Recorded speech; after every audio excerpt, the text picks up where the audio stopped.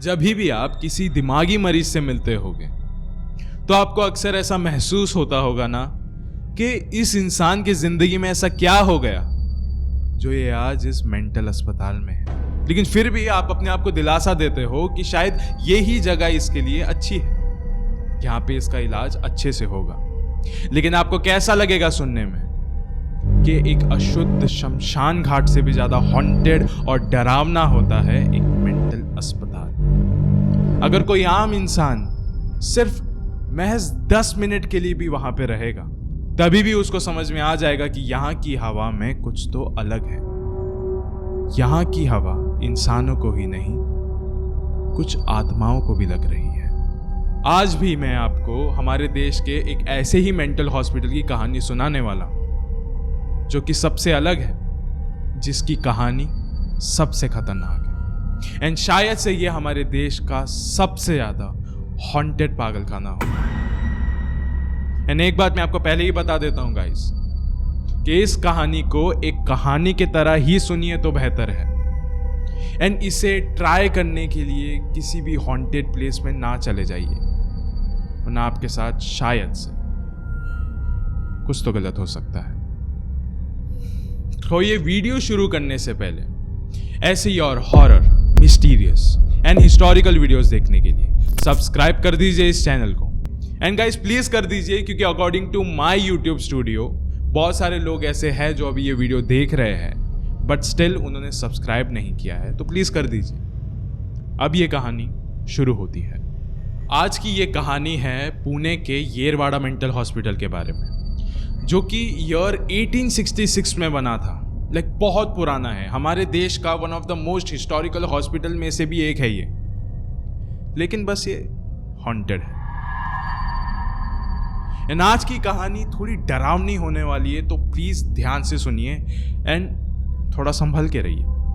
ये कहानी शुरू होती है साल 1990 में, जब अर्जुन नाम का एक लोकल न्यूज़पेपर का रिपोर्टर एक आर्टिकल में काम कर रहा था। वो लिखना चाहता था दिमागी मरीजों के ऊपर, वो लिखना चाहता था कि एक मेंटल अस्पताल किस तरीके का होता है। तो उसने सोचा कि मैं पुणे में ही रहता हूँ एंड पुणे में ही एक बहुत फेमस मेंटल हॉस्पिटल भी है जिसका नाम है येरवाड़ा मेंटल हॉस्पिटल।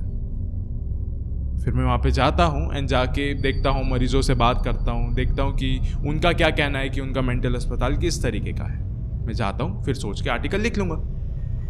फिर अगले ही दिन अर्जुन उस मेंटल अस्पताल के लिए निकल गया, जो कि पुणे में है, उसके घर के थोड़े करीब था। वहाँ पे चला गया एंड गाइस मैं आपको एक बात बता दूँ, ये हॉस्पिटल बहुत ज़्यादा पुराना है। लाइक 1866 में बना था, 1867।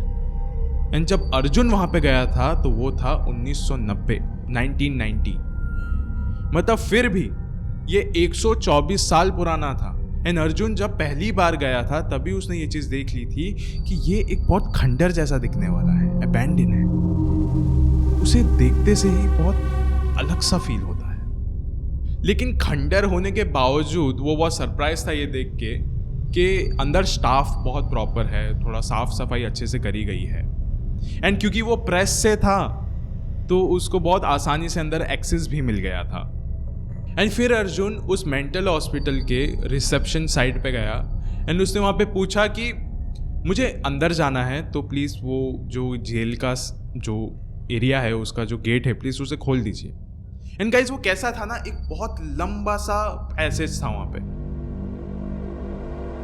एक लंबा सा कॉरिडोर एंड उसके आसपास सारे जेल थे। एंड जैसे ही उसने दरवाजा खोला एंड अर्जुन ने अपना पहला कदम अंदर रखा तो वो सिर्फ 2 चीज वहां पे सुन सकता था। एक है हंसने की आवाज और दूसरा है रोने की आवाज। लेकिन ये बहुत साफ था कि यहाँ पे ढेर सारे मरीज हैं, उनमें से कुछ हंस रहे हैं और उनमें से कुछ रो रहे हैं। क्यों उसे समझ नहीं आ रहा था कि इतना ज़्यादा ख़राब माहौल तो यहाँ पे नहीं होना चाहिए। एंड उसी समय उसके सामने मनोज जी आए। मनोज वहाँ के वार्डन थे। उन्होंने आके अपने आप को इंट्रोड्यूस किया कि मैं यहाँ का वार्डन हूँ, मेरा नाम मनोज है एंड आपको यहाँ पे किससे काम है। तो अर्जुन ने कहा कि मैं एक रिपोर्टर हूँ, मुझे पता करना है कि ये हॉस्पिटल कैसा काम कर रहा है, मरीजों से बात करनी है। एंड जैसे ये दोनों बात करने लग गए थे, पता नहीं कैसे सारे मरीज शांत हो गए थे, सब के सब शांत। फिर मनोज ने कहा कि ठीक है, मैं आपको एक मरीज के पास लेके जाता हूँ, उसका नाम है माधव, एंड वो इतना ज़्यादा भी बीमार नहीं है, उसका दिमागी तौर पे इतना भी ज़्यादा बीमार नहीं है वो, एंड वो आपको मतलब कुछ तकलीफ नहीं देगा बस। फिर अर्जुन एंड मनोज जी वो दोनों बात करते करते माधव के सेल के पास जा रहे थे, एंड उसमें से सारे मरीज सिर्फ अर्जुन को देख रहे थे, कोई भी मनोज जी को नहीं देख रहा था, सब के सब सिर्फ अर्जुन को देख रहे थे कि जैसे ये कौन है, लाइक थोड़ा सा उनको अलग लग रहा था। एंड अर्जुन को भी समझ में नहीं आ रहा था कि ये लोग सिर्फ मुझे क्यों देख रहे हैं, अचानक से शांत क्यों हो गए। फिर वो लोग माधव के सेल के पास पहुंचे, एंड फिर मनोज जी ने बोला ये रही चाबी, आप इसे खोल के आप अंदर जा सकते हैं। फिर अर्जुन ने वो चाबी खोली एंड वो अंदर गए। अंदर जाते ही माधव सामने बैठा था, अर्जुन एंड मनोज जी आसपास बैठे थे। फिर उसने माधव को सीधा एक ही सवाल पूछा कि यहाँ की खास बात क्या है, लाइक आपको क्या लगता है मेंटल हॉस्पिटल कैसा है, आपके हिसाब से आपकी राय क्या है इस मेंटल हॉस्पिटल के बारे में। फिर माधव ने मुस्कुरा के अर्जुन को ही ये वाला सवाल पूछ लिया कि जब आप इस सेल के अंदर आए, मतलब इस कॉरिडोर के अंदर आए, तो आपने सबसे पहले क्या नोटिस किया सर, सबसे पहले आपने क्या नोटिस किया। फिर अर्जुन ने बोला मुझे कुछ समझ ही नहीं आया, कोई हंस रहा था, कोई रो रहा था, एंड ये सब कुछ ये लोग क्यों कर रहे मुझे नहीं पता, लाइक कोई हंस रहा है, कोई रो रहा है, मेरा दिमाग इसको एक्सेप्ट ही नहीं कर रहा था, लेकिन इसका रीजन क्या है मुझे अब तक नहीं पता। फिर माधव ने बोला कि यही तो खास बात है, यहाँ पे जो हंसता है वो रो रो के थक चुका है, जो यहाँ पे रो रहा है वो हंस हंस के थक चुका है। आप यहाँ पे खुद भी पता नहीं लगा पाओगे कि कौन इंसान जिंदा है और कौन मुर्दा। जिस पे आप सबसे ज्यादा भरोसा करोगे, एट द एंड वो ही आपको धोखा देके चला जाएगा। फिर अर्जुन ने पूछा माधव को कि माधव जी ऐसा क्या है यहाँ पे जो आप ये सारी चीजें बोल रहे हो, ये चीजें सुन के तो काफी ज्यादा डर लग रहा है मुझे, लेकिन यहाँ पे ऐसा है क्या। फिर माधव ने कहा वो तो आपको यहाँ पे एक रात गुजार के ही पता चलेगा। फिर अर्जुन ने कहा चलो ठीक है, मैं यहाँ पे आज की रात रुक जाता हूं। और फिर वो उस सेल से बाहर गया है, लेकिन उसने मनोज जी को बोला था कि मनोज जी आप यहीं पे रहिए, क्योंकि मुझे थोड़ा सा प्रॉब्लम हो सकता है इनके साथ अकेले रुकने में। सुबह से लेके शाम हो गई, शाम से लेके रात हो गई, वो वहीं पे रुके हुए थे, एंड वो रात भर सिर्फ मनोज जी से ही बात कर रहे थे, क्योंकि माधव सिर्फ अर्जुन को घूर रहा था, सारे पेशेंट अर्जुन को घूर रहे थे। फिर मनोज जी ने उसे बोला कि इन लोग पे फोकस मत करो, ये लोग ऑफ कोर्स दिमाग से थोड़े कमजोर होते हैं, तो इसीलिए आपको ऐसे घूर रहे हैं, इन लोग की बातों पे बिलीव मत करो। फिर वहां पे रात के 2 से 3 बज रहे थे कुछ। फिर अर्जुन ने फ्रस्ट्रेट होके माधव को पूछा कि आप मुझे पागल तो नहीं बना रहे थे कि यहाँ पे रात को कुछ होने वाला है एंड ऑल। फिर माधव ने कहा कि समझदार को इशारा ही काफी होना चाहिए था। जब आपने यहाँ पे पहली बार कदम रखा था तब से आपको चौकन्ना रहना चाहिए था। मैं आपको पहले भी कहा था, जो यहाँ पे दिखता है वो होता नहीं है।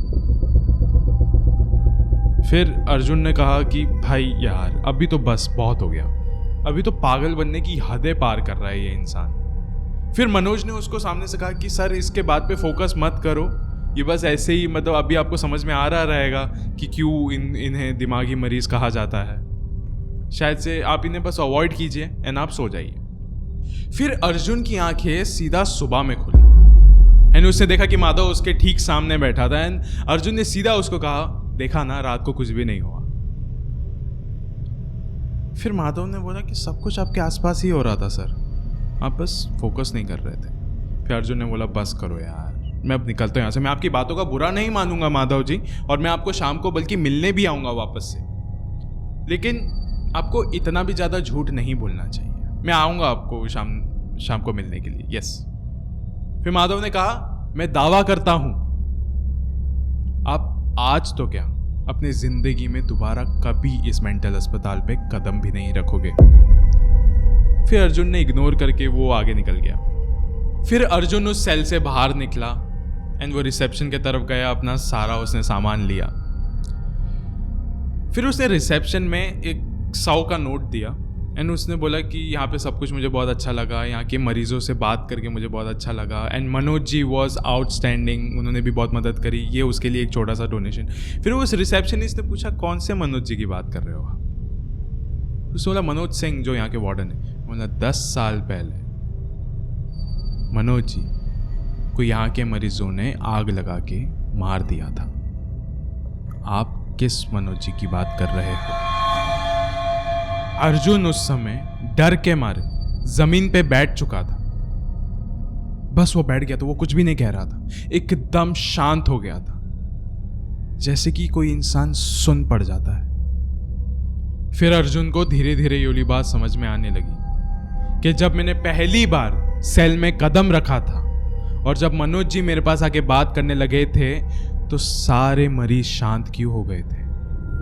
जब आधी रात को मैं मनोज जी से बात कर रहा था तो माधव जी मुझे घूर घूर के क्यों देख रहे थे। फिर उसे वाली बातें याद आने लगी जो माधव ने कहा था कि सर सब कुछ आपके आजू बाजू में ही हो रहा है एंड आपको पता नहीं चल रहा है, एंड आपको पता नहीं चल पाएगा कि यहाँ पे कौन जिंदा है कौन मुर्दा है। जिस पे आप सबसे ज़्यादा भरोसा करोगे वही आपको अंत में धोखा देके चला जाएगा। और यही हुआ अर्जुन के साथ।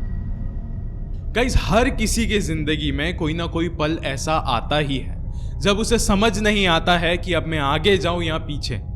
एंड यही चीज अर्जुन के साथ भी हो रही थी, क्योंकि जस्ट अभी 10 मिनट पहले उसने माधव जी को यह वादा करके आया था कि मैं आपसे मिलने जरूर आऊंगा आपके सेल में।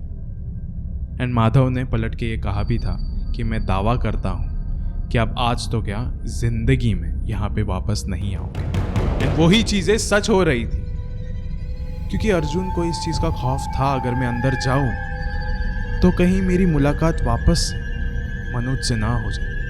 आज इस वीडियो के अंत में मैं आपसे बस इतना ही कहना चाहता हूं कि ये जो प्रेत आत्माएं होती है ये आपके दिमाग से खेलती है।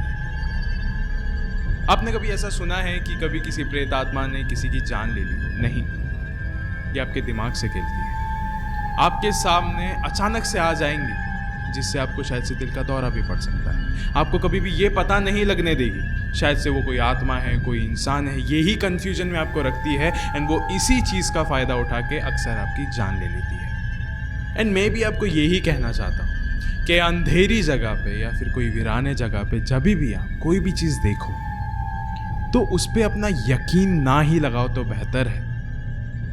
वरना अगर आपको समझिए कि किसी अंधेरी सी जगह पे कोई इंसान मिल जाता है, आप उस पर अपना यकीन रख देते हो और अंत में जाके पता लगता है कि वो तो इंसान था ही नहीं। तो यही चीजें मजबूर कर देगी आपके दिल को कांपने पे, आपके दिल को पूरी तरीके से दहला सकती है ऐसी चीजें। तो इससे सतर्क रहिए। शुक्रिया।